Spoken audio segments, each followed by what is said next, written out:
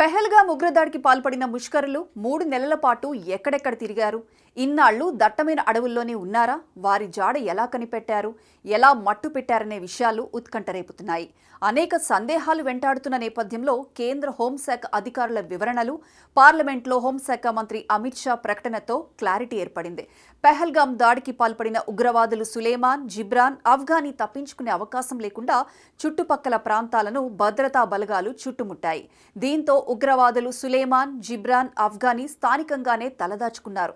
పాక్కు తిరిగి వెళ్లే సమయం కోసం ఎదురు చూస్తున్నారు. అయితే ఉగ్ర అనుమానితుల ఫోటోలు, వీడియోలు వైరల్ కావడంతో స్వేచ్ఛగా రోడ్లపైకి రాలేని పరిస్థితి ఏర్పడింది. ముష్కరుల సమాచారం తెలియజేస్తే కేసు లేకుండా చేయడమే కాదు, మంచి బహుమతులు కూడా ఇస్తామని ప్రకటించడంతో ముగ్గురు ఉగ్రవాదులకు ఆశ్రయం కల్పించిన వారు ఎట్టకేలకు ధైర్యం చేసి సైన్యం కాంటాక్ట్లోకి వెళ్లిపోయారు. బతకడానికి ఉపాధి కోసం ఇక్కడకు వచ్చామని ఆశ్రయం పొందిన వీరు ఉద్యోగ ప్రయత్నాలు చేస్తున్నట్లు నమ్మించారు. పెహల్గాం దాడుల తరువాత వీరి అసలు రంగు బయటపడడంతో భయంతో వణికిపోయామని చెప్పారు. ఎట్టకేలకు సైన్యాధికారుల అభయంతో వారి గురించిన వివరాలన్నీ తెలియజేశారు. వచ్చిన దారిలోనే తిరిగి వెళ్లాలనే ఆలోచన చేసినట్లు తెలుసుకున్న సైన్యం వారు ఏ మార్గాల్లో వెళ్లి ఉంటారో అనుమానిస్తూ అన్ని మార్గాల్లో భద్రతను కట్టుదిట్టం చేశారు. పాకిస్తాన్ నుండి భారత్లోకి అడుగుపెట్టిన మార్గాల్లో సెక్యూరిటీ కట్టుదిట్టం చేశారు. పెహల్గాం ఉగ్రవాదులు చివరిసారిగా 2 AK-47 తుపాకులతో పాటు M9 ఉపయోగించారని తెలుసుకుని వాటిని మరెక్కడైనా ఉపయోగించారేమోనని అడవుల్లో సైతం జల్లెడ పట్టారు. భద్రతా బలగాలు తరుముతూ వస్తుండటంతో 3 నెలల పాటు ఎవరికంటా పడకుండా దాక్కున్న ముష్కరులు ఒకరోజు అర్ధరాత్రి దాటిన తర్వాత శాటిలైట్ ఫోన్ ఉపయోగించడంతో వారి కదలికలను సైన్యం గుర్తించింది. మహదేవ్ అడవుల్లో ముష్కరులు సంచరిస్తున్నట్లు ఆనవాళ్లు కనిపించడంతో పాకిస్తాన్ వైపు వెళ్లే మార్గాలన్నింటిలో సీసీ కెమెరాలు ఏర్పాటు చేసి రాత్రి పగలు నిఘా పెట్టారు.